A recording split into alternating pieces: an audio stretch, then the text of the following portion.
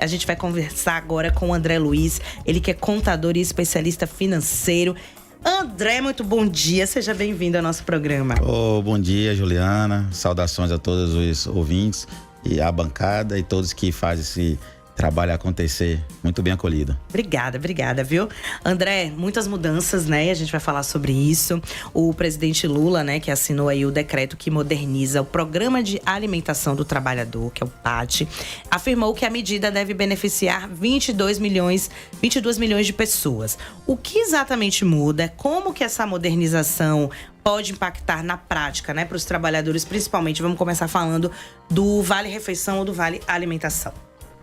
Na realidade, toda vez que a gente tem um benefício, né, isso faz com que o trabalhador ele possa usufruir, né, ter algumas economias, já que ele teria gastos posteriores, e faz com que, de fato, ele possa usufruir de benefício, fazendo com que a sua disponibilidade da renda ele possa melhorar para outro tipo de consumo, né? Sim. Então, acho que o grande objetivo hoje do governo é isso. Entendi. Bom, a gente falou muito também, né, nos últimos meses aí, sobre a ampliação da faixa de isenção do imposto de renda, né, para quem ganha aí até R$5 mil por mês.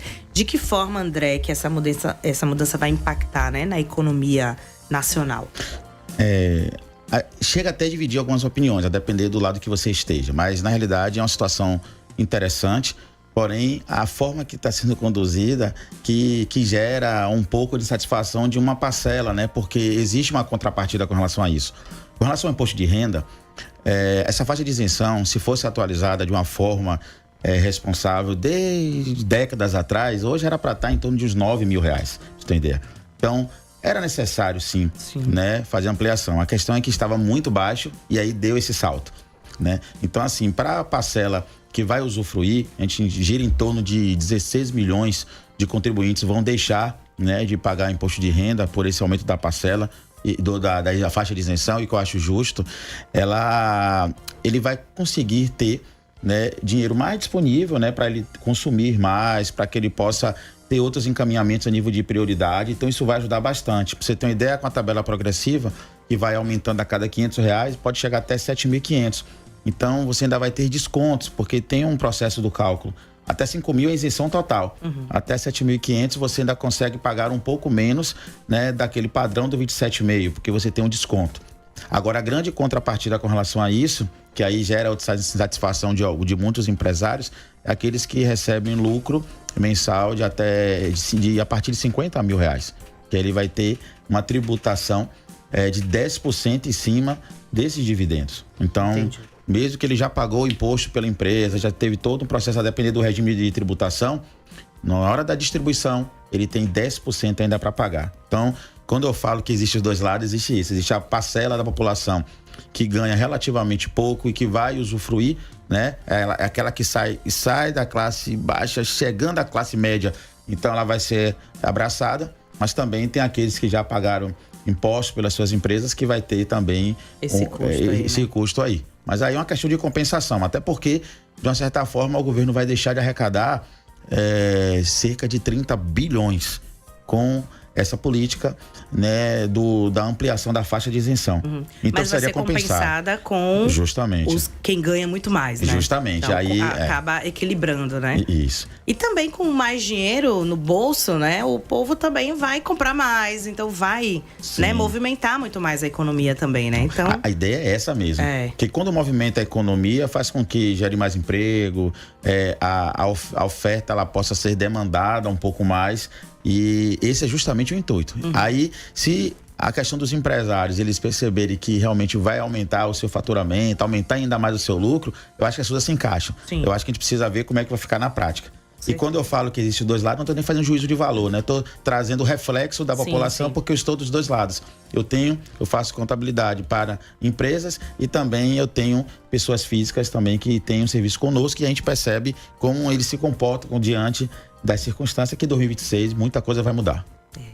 Bom, e com dinheirinho no bolso, né, principalmente agora no final do ano, as pessoas, muitas delas, né, vão receber aí a primeira parcela do 13º, no dia 20 de novembro, né? E a última parcela no dia 20 de dezembro. Geralmente, né? Mais ou menos assim. Com um dinheirinho no bolso, né? Os consumidores ali já criam expectativas com, principalmente, Black Friday, outras promoções. André, quais são as dicas que você dá, assim, para realmente as pessoas aproveitarem essas promoções, mas de uma forma segura, né? Para que não saia muito ali do limite que elas têm. Primeiro tem 2 pontos aí que cabe a gente separar bem para os ouvintes. Ter bastante equilíbrio nesse momento, que é bem delicado. É quando você tem dinheiro disponível ou quando você aumenta, né, a disponibilidade dos recursos, né? Para os nossos gastos, que a gente gasta muito na emoção também. Com relação a Black, eu acho que a orientação não é só para agora, acho que é para todos os dias do ano. No momento que você pretende comprar algo, faça a pesquisa. E aí você vai comparando preços, até porque você vai perceber que aquele produto, ele tem um preço médio. Então você vai entender se de fato está caro ou se está barato. Que essa relação de caro e barato, ela é muito relativa. Vai depender de fato qual o preço médio do mercado. E aí quando você vê, tá na Black, e aí você acredita que tá na Black, vai lá e compra. Outra coisa importante nesse momento é a questão de fraudes. Então, assim, muitos sites eles trazem uma configuração quase que idêntica mesmo.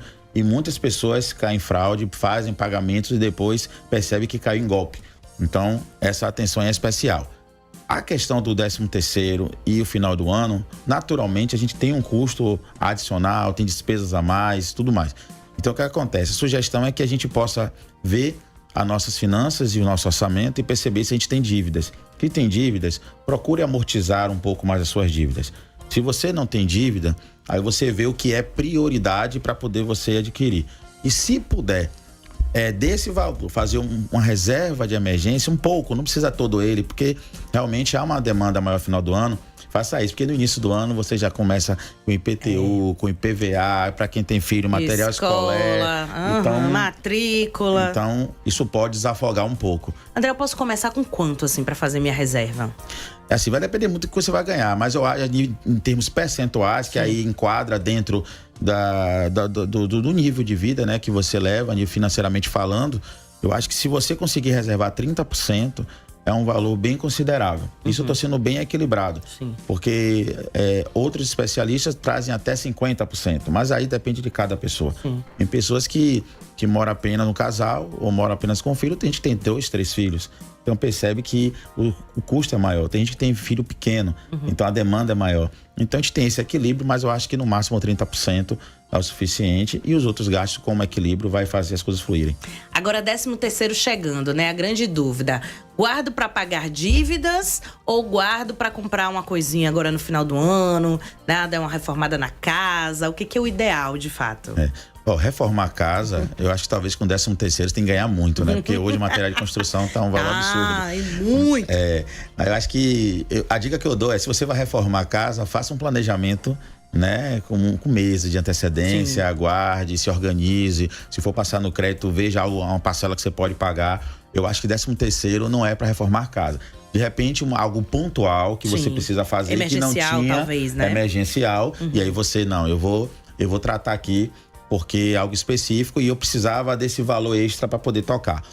Agora, se você tem dívidas e que é uma dívida palpável, é melhor que você amortize. Se é uma dívida que ela, naquele momento ali, não vai resolver muita coisa, quando virar o ano, você se reorganiza com a instituição financeira para ver como você pode iniciar esse processo. No final do ano, às vezes com 10º, você não vai conseguir pagar a dívida, não vai conseguir amortizar e precisa de uma outra estrutura, dar uma entrada maior, então se organiza melhor. Se é algo pequeno, é melhor você amortizar para não deixar aquilo aumentar, para você não começar o ano, né, já pegado nesse processo e com demandas já emergenciais. Por exemplo, segundo você que tem IPTU, você tem algumas compras de material escolar, você tem IPVA.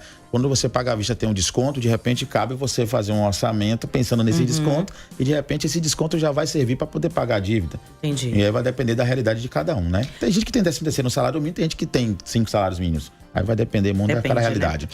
André, vou começar o ano de 2026, quero me organizar, cansei de desorganização financeira. O que eu tenho que fazer primeiro, né? Como é que eu vou me organizar minhas contas? Tem gente que faz aquela continha, né? Dos 50, 30, 20. Isso funciona, não funciona? Qual que é o primeiro passo para eu me organizar financeiramente? Qual a dica que você dá? O 50, 30, 20, ele serve como sugestão.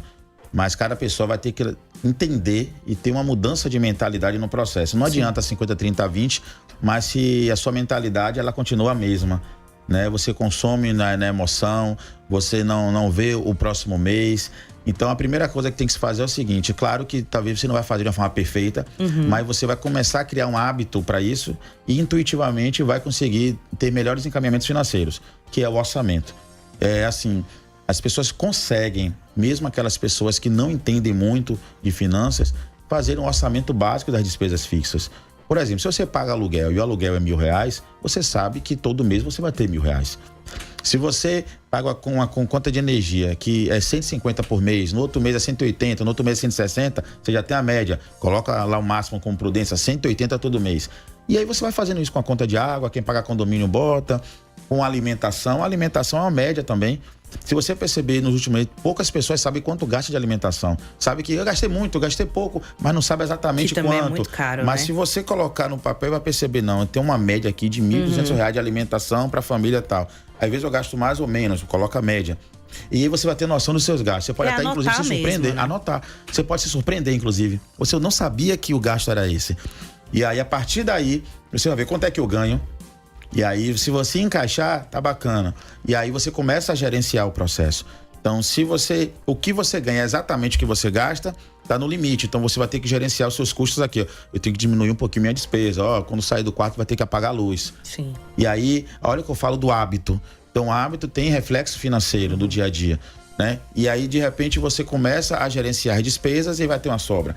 De repente, você pode descobrir, como você usa o cartão, que a sua receita é menor do que a sua despesa. E aí você... a conta não fecha, não né? Fecha.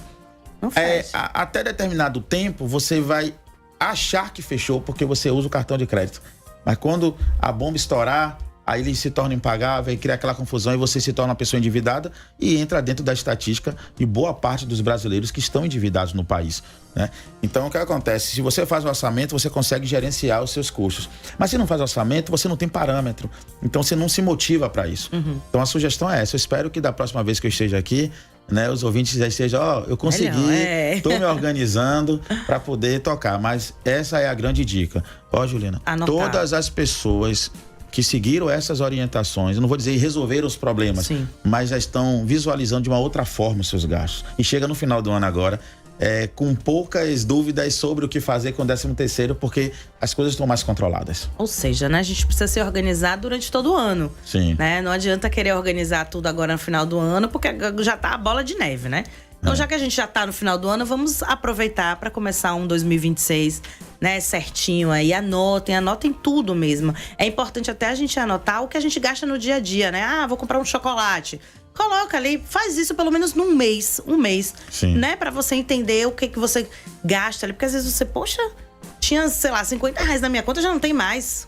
Eu fiz o quê com esse dinheiro, né? Então anota o que você tá tendo custo ali, o que você tá gastando, pra você entender o que você tá fazendo com o seu dinheiro, que é importante, né? E a gente sair dessa estatística. Não tenha dúvida. E fazendo a linhagem de tudo que a gente conversou até agora, você começou falando sobre a questão do programa de alimentação, da Black, do 13º e a projeção para 2026. Então, se a gente fala assim, se a gente tem um plano de alimentação, você percebe que o reflexo vai sobrar um pouco do outro lado, então a gente já sabe, algo que eu vou poder gerenciar melhor. Sim. Quando você fala da Black, veja o que é prioridade, não compre só porque está barato. Você realmente precisa? Eu sempre trago uma relação do poder, do precisar e querer. Aí hoje, assim, você quer comprar, é uma linha. Precisa é outra. Poder é outra coisa. Então, tem gente que vai do querer, precisar e poder. Inverte o processo. Se você pode, ótimo. Se você não pode, segura. Já começa aí, né? Não posso, pronto, acabou. Aí o 13º, você vai para as prioridades. E no ano 2026, com a questão da faixa de isenção, que a gente falou aqui também, há uma tendência de que você possa ter o maior valor disponível em mãos para o consumo. Então, há um grande momento que uma parcela da população tem para se reorganizar financeiramente. Sim. Porque com a isenção na tabela progressiva que estava antes, infelizmente, nem todos conseguiam realmente ter um desembolso e encaminhamento de gerenciamento plausível. Mas com isso aqui já vai conseguir. Então, aproveitem a oportunidade, que com um pouco de margem facilita o processo. Certeza. André, obrigada, viu, por sua participação. Volte mais vezes, até pra gente trazer aí, né, quando começar mais pro final do ano ali, dezembro, pra gente se organizar novamente e a gente falar sobre contas, né? Eu Nossas que contas. agradeço. Estou à disposição. Obrigada, gente.